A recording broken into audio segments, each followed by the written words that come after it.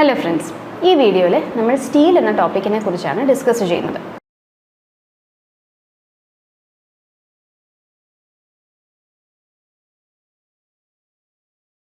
Steel നമുക്കറിയാം, it is an alloy of iron and carbon. അയണിൻ്റെ കൂടെ കാർബണൂടെ അലോയ് ചെയ്തിട്ടാണ് നമ്മൾ സ്റ്റീൽ പ്രൊഡ്യൂസ് ചെയ്യുന്നത്.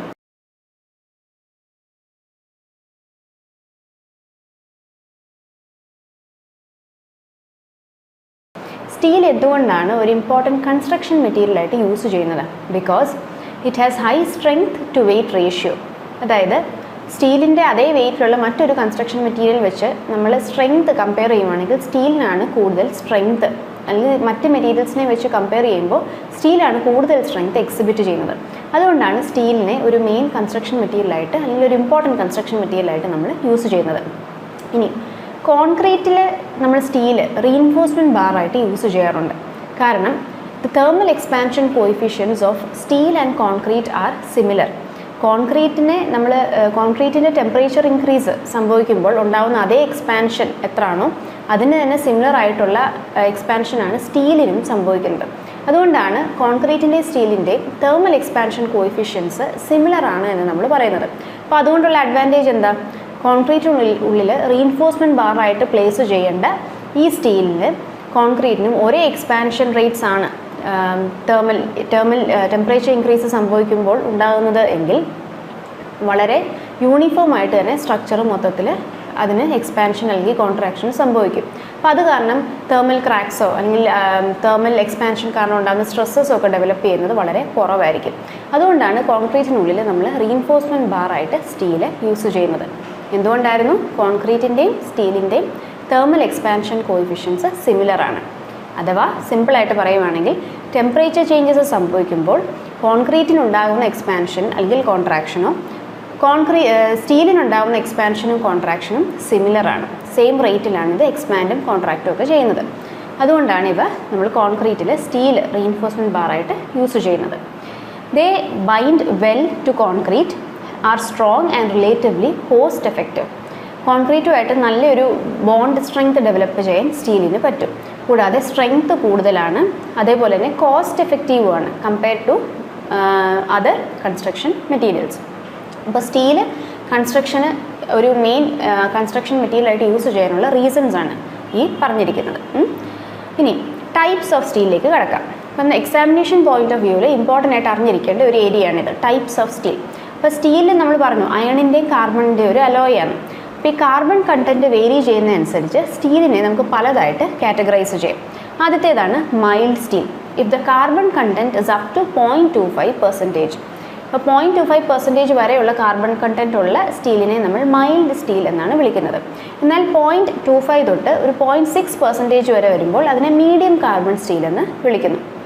0.6ലും ഹയർ വാല്യൂ വരുവാണെങ്കിൽ പറയുവാണെങ്കിൽ അറൗണ്ട് 0.6 to 1.5% വരെ വേരി ചെയ്യുന്ന സ്റ്റീലാണെങ്കിൽ അതിനെ ഹാർഡ് സ്റ്റീൽ അല്ലെങ്കിൽ ഹൈ കാർബൺ സ്റ്റീൽ എന്ന് വിളിക്കും. അപ്പോൾ ഈ ഹൈ കാർബൺ സ്റ്റീലിൽ ഈ കാർബൺ കണ്ടൻറ്റ് കൂടുതലായതുകൊണ്ട് തന്നെ വളരെ ഡ്യൂറബിൾ അല്ലെങ്കിൽ വളരെ സ്ട്രോങ് ആയിരിക്കും, ഇതിൻ്റെ ടഫ്നെസ്സും ഒക്കെ വളരെ കൂടുതലായിരിക്കും. ഇനി ഗ്രേറ്റർ ദാൻ 2% ആണ് കാർബൺ സ്റ്റീലെങ്കിൽ അതിനെ കാസ്റ്റ് അയൺ എന്നാണ് വിളിക്കുന്നത്. അപ്പോൾ നമ്മൾ ഈ പഠിക്കുന്ന ടൈപ്സ് ഓഫ് സ്റ്റീലിൽ വെച്ച് ഏറ്റവും കൂടുതൽ കാർബൺ കണ്ടൻറ്റ് വരുന്നത് ഈ കാസ്റ്റ് അയൺ ആണ്. ഇനി റോട്ട് അയൺ എന്ന് വിളിക്കുന്നത് if the carbon content is less than 0.1%. അതായത് ഈ ഏറ്റവും കുറവ് കാർബൺ കണ്ടൻറ്റ് വന്നിരിക്കുന്ന പ്യുവറസ്റ്റ് ഫോം ഓഫ് സ്റ്റീൽ ഏതാണെന്ന് ചോദിക്കുവാണെങ്കിൽ അത് റോട്ട് അയൺ ആണ്. കാരണം അതിൽ ഏറ്റവും കുറവ് മാത്രമേ കാർബൺ കണ്ടൻറ്റ് വരുന്നുള്ളൂ. It will be less than 0.1%. അപ്പോൾ ഓരോ ടൈപ്പ് സ്റ്റീലിൻ്റെയും കാർബൺ കണ്ടൻറ്റ് എത്ര വരുന്നതെന്നുള്ള ഒരു റേഞ്ച് അറിഞ്ഞിരിക്കണം, ഇമ്പോർട്ടൻ്റ് ആണ് from examination point of view. അപ്പോൾ ഒന്നുകൂടെ പറയാം, മൈൽഡ് സ്റ്റീലിൻ്റെ carbon content will be up to 0.25% maximum. ഇനി 0.25 തൊട്ട് ഒരു 0.6% വരെയാണെങ്കിൽ അതിനെ മീഡിയം കാർബൺ സ്റ്റീൽ എന്ന് പറയും. ഇനി 0.6 തൊട്ട് 1.5% വരെയുള്ള സ്റ്റീലിനെ നമ്മൾ ഹൈ കാർബൺ സ്റ്റീൽ എന്ന് പറയും. 2%ൽ കൂടുതൽ കാർബൺ കണ്ടൻറ്റ് ഉണ്ടെങ്കിൽ അത് കാസ്റ്റ് അയൺ ആണ്. ഇനി ഏറ്റവും പ്യുവറസ്റ്റ് ഫോം, ഏറ്റവും കുറവ് കാർബൺ കണ്ടൻറ്റ് ഉള്ള അയണിനെ നമ്മൾ റോട്ട് അയൺ എന്നാണ് വിളിക്കുന്നത്. റോട്ട് അയണിൻ്റെ carbon content will be less than 0.1%. ഇനി നമുക്ക് ഈ ഹൈ കാർബൺ സ്റ്റീലിനെ തന്നെ വീണ്ടും കാറ്റഗറൈസ് ചെയ്യാൻ പറ്റും based on its manufacturing process. High carbon steel can be hot rolled or cold rolled steel. ഈ ഹോട്ട് റോൾഡ് സ്റ്റീൽ എന്ന് വെച്ചാൽ ഒരു ഹൈ ടെമ്പറേച്ചറിലേക്ക് സെമി സോളിഡ് സ്റ്റേറ്റിലേക്ക് നമ്മൾ ഈ സ്റ്റീലിനെ നമ്മൾ ഹീറ്റ് ചെയ്തതിന് ശേഷം അതിനെ ഹോട്ട് റോളിംഗ് പ്രോസസ്സ് വഴി മാനുഫാക്ചർ ചെയ്തെടുക്കുന്ന സ്റ്റീലാണ് ഹോട്ട് റോൾഡ് സ്റ്റീൽ. അതേപോലെ കോൾഡ് റോൾഡ് സ്റ്റീൽ എന്ന് വെച്ചാൽ റൂം ടെമ്പറേച്ചറിലായിരിക്കും ഈ ഒരു പർട്ടിക്കുലർ സ്റ്റീൽ മാനുഫാക്ചർ ചെയ്തെടുക്കുന്നത്. അതായത് ഇത്രയും ചൂടിലേക്ക് ഇതിനെ റെഡ്യൂസ് ചെയ്യത്തില്ല, പകരം റൂം ടെമ്പറേച്ചർ അറൗണ്ട് റൂം ടെമ്പറേച്ചറിൽ മാനുഫാക്ചർ ചെയ്തെടുക്കുന്ന സ്റ്റീലാണ് കോൾഡ് റോൾഡ് സ്റ്റീൽ. അപ്പോൾ ഈ പേരുകൾ ഓർത്തോണം. ഹോട്ട് റോൾഡ് കൊണ്ട് ഉദ്ദേശിക്കുന്നത് ഹൈ ടെമ്പറേച്ചറിൽ നമ്മൾ റോളിംഗ് പ്രോസസ്സ് വഴി മാനുഫാക്ചർ ചെയ്തെടുക്കുന്ന ഹൈ കാർബൺ സ്റ്റീലാണ്. കോൾഡ് റോൾഡ് സ്റ്റീൽ എന്ന് പറയുന്നത് അറൗണ്ട് റൂം ടെമ്പറേച്ചറിൽ മാനുഫാക്ചർ ചെയ്തെടുക്കുന്ന സ്റ്റീലാണ്. ഇനി സ്റ്റീൽ ബാർസിനെ തന്നെ അതിൻ്റെ ഈ ഒരു പ്രോപ്പർട്ടീസിനെ ബേസ് ചെയ്ത് നമുക്ക് രണ്ടായിട്ട് ക്ലാസിഫൈ ചെയ്യാം. ബ്രോഡ്ലി ക്ലാസിഫൈ ചെയ്യുവാണെങ്കിൽ mild steel and HYSD steel. അപ്പോൾ മൈൽഡ് സ്റ്റീൽ ബാർസ് എന്താണെന്ന് നമ്മൾ പറഞ്ഞു, അതിൽ കാർബൺ കണ്ടൻറ്റ് എത്രത്തോളമാണ് എന്ന് നമ്മൾ പറഞ്ഞു. അപ്പോൾ മൈൽഡ് സ്റ്റീൽ ബാർസിൻ്റെ പ്രോപ്പർട്ടീസ് നമ്മൾ പറയുവാണെങ്കിൽ it is general purpose steel grade, അതായത് വളരെയധികം ഹൈ സ്ട്രെങ്ത് ഒന്നും വേണ്ടാത്ത സ്ട്രക്ചേഴ്സിന് നമ്മൾ യൂസ് ചെയ്യുന്ന സ്റ്റീലാണ് മൈൽഡ് സ്റ്റീൽ. അതായത് അധികം സ്ട്രക്ചറൽ സ്ട്രെങ്ത് ഒന്നും മൈൽഡ് സ്റ്റീലിന് ഉണ്ടാവില്ല. Low carbon and silicon content, അപ്പം നമ്മൾ പറഞ്ഞു മൈൽഡ് സ്റ്റീലിൻ്റെ കാർബൺ കണ്ടൻറ്റ് എത്രത്തോളം വരുമെന്ന് നമ്മൾ പറഞ്ഞതാണ്. It will be maximum 0.25%. അപ്പോൾ അതുകൊണ്ട് തന്നെ നമ്മൾ കമ്പയർ ചെയ്ത് നോക്കുമ്പോൾ കാർബൺ കണ്ടൻറ്റ് കുറവാണ്. അതേപോലെ സിലിക്കൺ കണ്ടൻറ്റും ഈ മൈൽഡ് സ്റ്റീലിൽ കുറവാണ്. It is more ductile than HYSD bars. Ductility എന്ന പ്രോപ്പർട്ടി കൊണ്ട് നമ്മൾ ഉദ്ദേശിക്കുന്നത് the ability to be drawn into thin wires. അതായത് നമ്മളതിനെ ടെൻഷൻ അല്ലെങ്കിൽ പുള്ളിങ് ഫോഴ്സ് അപ്ലൈ ചെയ്ത് അതിനെ തിന്ന വയേഴ്സായിട്ട് വലിച്ചെടുക്കാനുള്ള ഒരു എബിലിറ്റിയാണ് നമ്മൾ ഡക്റ്റിലിറ്റി എന്ന് വിളിക്കുന്നത്. അപ്പോൾ HYSD ബാർസിനെ വെച്ച് കമ്പയർ ചെയ്ത് നോക്കുമ്പോൾ HYSD ബാർ നമ്മൾ പിന്നീട് പഠിക്കും. HYSD ബാറിനെ വെച്ച് കമ്പയർ ചെയ്ത് നോക്കുമ്പോൾ ഈ മൈൽഡ് സ്റ്റീൽ ബാർ കൂടുതൽ ഡക്റ്റൈലാണ്, അതായത് അതിൻ്റെ സ്റ്റിഫ്നെസ് കുറവാണ് HYSD ബാറിനെ വെച്ച് നോക്കുമ്പോൾ. Yield strength will be around 250 MPa. Yield strength നമ്മൾ പറഞ്ഞു ഡക്റ്റൈലായിട്ട് നമുക്ക് ഇതിനെ തിൻ വയറായിട്ട് വലിച്ചെടുക്കാനുള്ളത്. അപ്പോൾ ആ ഒരു എബിലിറ്റി അതിൻ്റെ ഈൽഡ് സ്ട്രെങ്ത് എന്ന് പറയുന്നത് 250 MPa ആണ് വരുന്നത്. അപ്പോൾ ഈ ഒരു വാല്യൂ ഓർത്തോണം. Yield strength of mild steel bar is 250 MPa mega pascal. ഇനി HYSD ബാർ എന്താണ്? High yield strength deformed bar. ഈ ഫുൾ ഫോം പഠിച്ചിരിക്കണം. HYSD high yield strength deformed bars. HYSD bar mild സ്റ്റീലിനേക്കാളും കുറച്ചുകൂടെ സ്ട്രെങ്ത് കൂടിയ ബാർസാണ്. ഇതിൻ്റെ ഒരു ഈൽഡ് സ്ട്രെങ്ത് നമ്മൾ നോക്കുവാണെങ്കിൽ 415 MPaയും 500 MPa വരെയൊക്കെ പോകും. അപ്പോൾ it has ribs on the surface and this increases the bond strength. അപ്പോൾ ഈ സ്റ്റീൽ ബാർസ് നമ്മൾ റീഇൻഫോഴ്സ്മെൻറ്റ് ബാറിൻ്റെ ഒക്കെ കേസിൽ കണ്ടിട്ടുണ്ടായിരിക്കും. അതിൻ്റെ പുറമേ റിബ്സ് ഉണ്ട്, ചെറിയ ഗ്രൂവിങ്സ് ഉണ്ട്. അപ്പോൾ ഇങ്ങനെ റിബ്സ് പ്രൊവൈഡ് ചെയ്താൽ ഉള്ള അഡ്വാൻറ്റേജ് എന്താണെന്ന് വെച്ചാൽ കോൺക്രീറ്റുമായിട്ടുള്ള ബൈൻഡിങ് സ്ട്രെങ്ത് ഇതിൻ്റെ കൂടും. ഇപ്പോൾ കോൺക്രീറ്റുമായിട്ട് നമ്മൾ കോൺക്രീറ്റിനുള്ളിൽ ഈ HYSD ബാർ പ്ലേസ് ചെയ്യുമ്പോൾ ഇതിൻ്റെ പുറമെയുള്ള റിബ്സും കോൺക്രീറ്റും തമ്മിലൊരു ബോണ്ട്, ഒരു ഫ്രിക്ഷൻ ഫോഴ്സ് കാരണം ഒരു ബോണ്ട് ക്രിയേറ്റ് ആവും. അപ്പോൾ ഇങ്ങനെ ബോണ്ട് സ്ട്രെങ്ത് കൂട്ടാൻ വേണ്ടിയിട്ടാണ് നമ്മൾ ബാർസയിൽ സ്റ്റീൽ ബാർസയിൽ റിബ്സ് പ്രൊവൈഡ് ചെയ്യുന്നത്. HYSD ബാർസിൻ്റെ കേസിൽ എല്ലാം റിബ്ഡ് ബാർസ് ആയിരിക്കും. They contain more carbon content. Carbon content HYSD ബാർസിൽ കൂടുതലാണ് compare to mild steel bars. അതുകൊണ്ട് തന്നെയാണ് ഇതിൻ്റെ ഈൽഡ് സ്ട്രെങ്ത് ഒക്കെ ഒരു ഹയർ വാല്യൂ നമുക്ക് ഒബ്റ്റെയിൻ ചെയ്യുന്നത്. അപ്പോൾ ജനറലി നമ്മൾ പറയുമ്പോൾ സ്റ്റീല് രണ്ട് ടൈപ്പാണ് പഠിക്കാനുള്ളത്. സ്ട്രെങ്ത്തിൻ്റെ ആസ്പെക്റ്റ് വെച്ച് നോക്കുമ്പോൾ mild steel and HYSD steel. അപ്പോൾ ഇവിടെ ഇമ്പോർട്ടൻ്റ് ആയിട്ട് അറിഞ്ഞിരിക്കേണ്ടത് ഇതിൻ്റെ രണ്ടിൻ്റെയും ഈൽഡ് സ്ട്രെങ്ത് വാല്യൂസ് ആണ്. മൈൽഡ് സ്റ്റീലിൻ്റെ കേസിൽ yield strength is 250 mega pascal. ഇനി HYSD ബാറിൻ്റെ കേസിൽ yield strength is 415 mega Pascal and 500 mega pascal. ഇനി അടുത്തത് സ്റ്റീൽ റീഇൻഫോഴ്സ്മെൻറ്റ് ബാർ നമ്മൾ പറഞ്ഞു. അതിൻ്റെ മുകളിൽ ഗ്രൂവിങ്സ് ഉണ്ടാവും എന്നൊക്കെ പറഞ്ഞല്ലോ. പക്ഷേ ഇത് രണ്ട് ടൈപ്പ് ഉണ്ടാകാം. ഗ്രൂവിങ്സ് ഇല്ലാത്ത ടൈപ്പ് സ്റ്റീൽ ബാർസും ഉണ്ട്. അതാണ് പ്ലെയിൻ സ്റ്റീൽ ബാർസ് എന്ന് പറഞ്ഞ് നമ്മൾ വിളിക്കുന്നത്. അപ്പോൾ ഈ ഫിഗറിൽ നമുക്ക് കാണാം സിലിണ്ട്രിക്കൽ ഷേപ്പ് മാത്രമാണ് ഇതിനുള്ളത്. ഇത് പുറമേ ഗ്രൂവിങ്സ് ഉണ്ടാവില്ല. അപ്പോൾ ഇങ്ങനത്തെ സ്റ്റീൽ ബാർസിനെ, സ്റ്റീൽ റീഇൻഫോഴ്സ്മെൻറ്റ് ബാർസിനെയാണ് നമ്മൾ പ്ലെയിൻ സ്റ്റീൽ ബാർസ് എന്ന് വിളിക്കുന്നത്.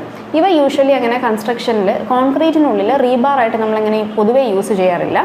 ഇത് കൂടുതലും നമ്മൾ ട്രസ് വർക്കിലോ അല്ലെങ്കിൽ ഗ്രിൽസ് ഒക്കെ മാനുഫാക്ചർ ചെയ്യാനൊക്കെ ആയിട്ടാണ് ഇതേപോലെ പ്ലെയിൻ സ്റ്റീൽ ബാർസ് ഇപ്പോൾ യൂസ് ചെയ്യുന്നത്.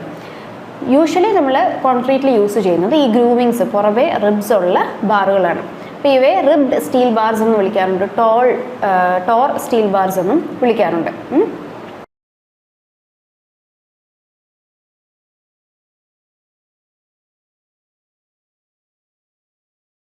ഇനി നമുക്ക് പഠിക്കാനുള്ള സ്ട്രക്ചറൽ സ്റ്റീൽ സെക്ഷൻസിനെ കുറിച്ചാണ്. അതായത് ഈ സ്റ്റീലിനെ നമ്മൾ സ്ട്രക്ചറൽ മെമ്പറായിട്ട് യൂസ് ചെയ്യുമ്പോൾ പല ഷേപ്പുകളിലാണ് യൂസ് ചെയ്യുന്നത്. അപ്പോൾ ഈ ഷേപ്പുകളെ കുറിച്ചാണ് നമുക്ക്, പല സെക്ഷൻസിനെ കുറിച്ചാണ് നമുക്ക് പഠിക്കാനുള്ളത്. അപ്പോൾ ഏറ്റവും ബേസിക് ആയിട്ടുള്ളത് ആദ്യത്തേതാണ് നമ്മുടെ ആംഗിൾ സെക്ഷൻ. ആംഗിൾ സെക്ഷൻ എന്ന് പറയുമ്പോൾ 2 ലെഗുകൾ 90 ഡിഗ്രിയിൽ ബെൻഡ് ചെയ്ത് ഒരു എൽ ഷേപ്പ് ഫോം ചെയ്യുന്ന സ്റ്റീൽ സെക്ഷനാണ് ആംഗിൾ സെക്ഷൻസ്. ഇതിനെ ഇന്ത്യൻ സ്റ്റാൻഡേർഡ് ആംഗിൾ അഥവാ ISA എന്നാണ് വിളിക്കുന്നത്. അപ്പോൾ ആംഗിൾ സെക്ഷൻ നമ്മൾ നോക്കുവാണെങ്കിൽ 3 ടൈപ്പ് ഉണ്ടാകാം. ഈ 2 ലെഗ്സും ഒരേ ലെങ്ത്തിലാണ് വരുന്നതെങ്കിൽ അതിന് ഈക്വൽ ആംഗിൾ സെക്ഷൻ വിളിക്കും. ഇനി ഏതെങ്കിലും ഒരു ലെഗിന് ഒരു ലെങ്ത്ത് കൂടുതലോ കുറവോ ഉണ്ടെങ്കിൽ അതിനെ അൺഈക്വൽ ആംഗിൾ സെക്ഷൻസ് എന്ന് വിളിക്കാം. ഇനി ഏതെങ്കിലും ഒരു ലെഗയിൽ ഒരു ബൾബ് ലെഗ് പ്രൊജക്ഷൻ ഉണ്ടെങ്കിൽ അതിനെ ബൾബ് ആംഗിൾ എന്നും വിളിക്കാറുണ്ട്. അപ്പോൾ ആംഗിൾ സെക്ഷൻസിൽ നമുക്ക് 2 ലെഗ്സ് ഉണ്ട്, രണ്ടും 90 ഡിഗ്രിയിലാണ് വന്ന് ജോയിൻ ആകുന്നത്. ഇതിനെ Indian standard angle or ISA എന്നാണ് വിളിക്കുന്നത്. 3 ടൈപ്പ് ഉണ്ട്. 2 ലെഗുകളും ഒരേ ലെങ്ത് ആണെങ്കിൽ ഈക്വൽ ആംഗിൾ സെക്ഷന്, ഏതെങ്കിലും ഒരു ലെഗിൽ അതായത് 2 ലെഗുകളിലെ ലെങ്ത്തിൽ വ്യത്യാസം ഉണ്ടെങ്കിൽ അൺഈക്വൽ ആംഗിൾ സെക്ഷനും, ഏതെങ്കിലും ഒരു ലെഗയിൽ ഒരു ബൾബ് ലെഗ് പ്രൊജക്ഷൻ ഉണ്ടെങ്കിൽ അത് ബൾബ് ആംഗിൾ എന്നും വിളിക്കുന്നു. ഇനി അടുത്ത സെക്ഷനാണ് ചാനൽ സെക്ഷൻ. ചാനൽ സെക്ഷൻ എന്ന് പറയുന്നത് ഒരു C ഷേപ്പ് ഫോം ചെയ്യുന്ന സെക്ഷനാണ്. അപ്പോൾ ചാനൽ സെക്ഷനിൽ നമുക്ക് പല ടൈപ്പ് ചാനൽ സെക്ഷൻസ് ഉണ്ടെങ്കിലും അറിഞ്ഞിരിക്കേണ്ട 3 ചാനൽ സെക്ഷൻസിനെ കുറിച്ച് പറയാം. ഇന്ത്യൻ സ്റ്റാൻഡേർഡ് ജൂനിയർ ചാനൽ അഥവാ ISJC, അതേപോലെ ISLC Indian standard light weight channel, Indian standard medium weight channel ISMC. ഈ പേരുകൾ ഓർത്തോണം, ഫുൾ ഫോമുകൾ. ഇത് ചിലപ്പോൾ ഫുൾ ഫോം ചിലപ്പോൾ ചോദിക്കാൻ സാധ്യതയുണ്ട് ഓരോന്നിൻ്റെ. അപ്പോൾ ചാനൽ സെക്ഷൻസിൽ എങ്ങനെയാണ്, നമുക്ക് C ഷേപ്പിലാണ് വരുന്നത്. 2 ഫ്ലാഞ്ചും നടുക്കൊരു വെബുമാണ് ഒരു ചാനൽ സെക്ഷനിൽ വരുന്നത്. ഇപ്പോൾ ഈ ഫിഗറിൽ കാണാം, നടുക്ക് നമുക്കൊരു വെബുണ്ട്, വെബ് കണക്ട് ചെയ്യുന്ന 2 ഫ്ലാഞ്ചസ് ഉണ്ട്. അപ്പം 3 ടൈപ്പുകൾ നമ്മൾ പഠിച്ചു ചാനൽ സെക്ഷൻസിൻ്റെ. ISJC Indian standard junior channel, Indian standard light weight ചാനലും, ഇന്ത്യൻ സ്റ്റാൻഡേർഡ് മീഡിയം വെയ്റ്റ് ചാനൽസും. അപ്പോൾ ഈ പേരുകൾ ഓർത്തുകൊള്ളുക, ഇതിൻ്റെ ഫുൾ ഫോമുകളും അറിഞ്ഞിരിക്കണം. അടുത്ത ടൈപ്പ് സെക്ഷനാണ് I സെക്ഷൻ. അപ്പോൾ I സെക്ഷൻ എന്ന് പറയുമ്പോൾ ഒരു I ഷേപ്പാണിത് ഫോം ചെയ്യുന്നത്.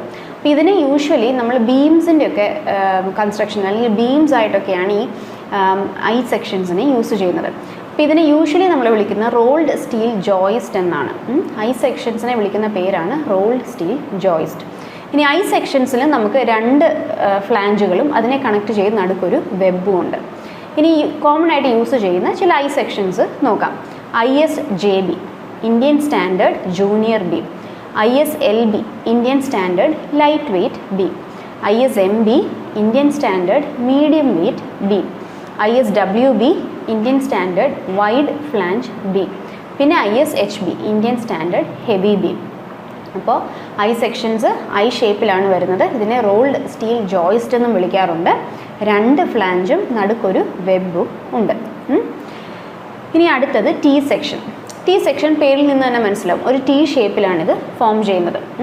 നമുക്ക് ഇത് യൂഷ്വലി നമ്മൾ ഈ T സെക്ഷൻസ് യൂസ് ചെയ്യുന്നത് വാട്ടർ ടാങ്ക്സിൻ്റെ ഒക്കെ കൺസ്ട്രക്ഷന്. ഇപ്പം വാട്ടർ ടാങ്ക് നമ്മൾ സ്റ്റീൽ സെക്ഷൻസ് യൂസ് ചെയ്ത് വാട്ടർ ടാങ്ക്സ് കൺസ്ട്രക്ട് ചെയ്യാനുണ്ട്, steel water tanks.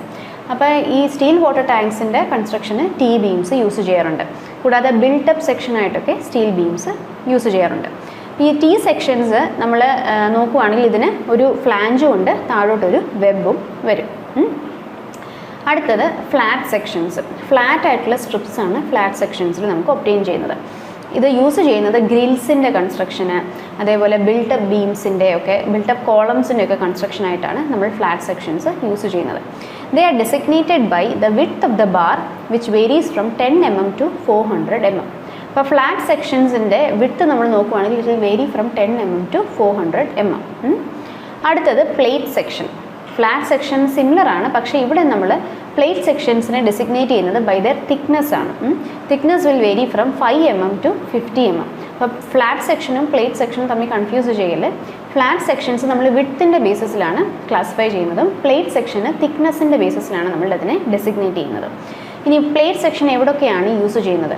As column bases, അതേപോലെ പ്ലേറ്റ് ഗേർഡേഴ്സിൽ ബ്രിഡ്ജസിൻ്റെ ഒക്കെ കൺസ്ട്രക്ഷനാണ് നമ്മൾ പ്ലേറ്റ് സെക്ഷൻസ് യൂസ് ചെയ്യുന്നത്. അടുത്തത് കൊറുഗേറ്റഡ് ഷീറ്റ്. കൊറുഗേറ്റഡ് ഷീറ്റ് വളരെ കോമൺ ആണ്, നമ്മൾ റൂഫിങ്ങിനായിട്ടൊക്കെ കൊറുഗേറ്റഡ് ഷീറ്റ്സ് യൂസ് ചെയ്യുന്നത് കണ്ടിട്ടുള്ളതാണ്. അപ്പോൾ കൊറുഗേറ്റഡ് ഷീറ്റ്സ് മാനുഫാക്ചർ ചെയ്യുന്നത് എങ്ങനെയാണ്? ഇതേപോലെ ഈ കൊറുഗേഷൻസ് ഗ്രൂവ്സ് ഫോം ചെയ്യുന്ന മെഷീൻസിനുള്ളിൽ കൂടെ പാസ് ചെയ്ത് അതിനെ ബെൻഡ് ചെയ്തെടുക്കും. അങ്ങനെയാണ് ഈ കൊറുഗേറ്റഡ് ഷീറ്റ്സ് മാനുഫാക്ചർ ചെയ്യുന്നത്. ഇവ യൂസ് ചെയ്യുന്നത് എവിടെയാണ്? For roofing. അടുത്തത് റോൾഡ് റൗണ്ട് ബാർസ്.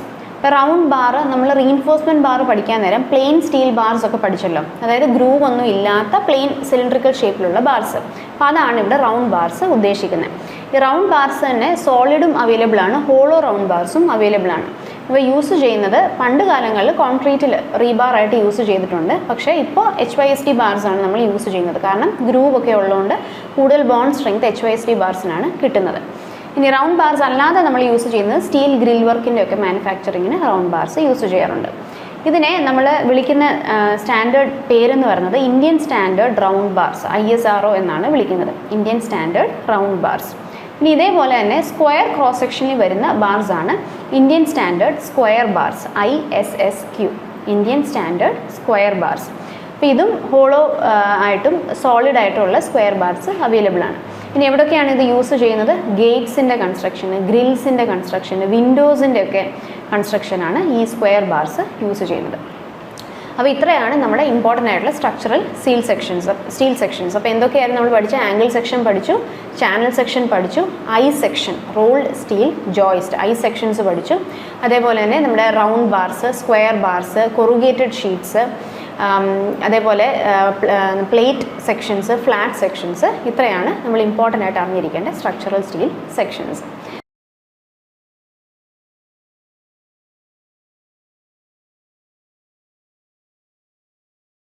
അപ്പോൾ ഇതോടുകൂടെ സ്റ്റീൽ എന്ന ടോപ്പിക്ക് നമ്മുടെ സിലബസിൽ എല്ലാം കവർ ആയിട്ടുണ്ട്.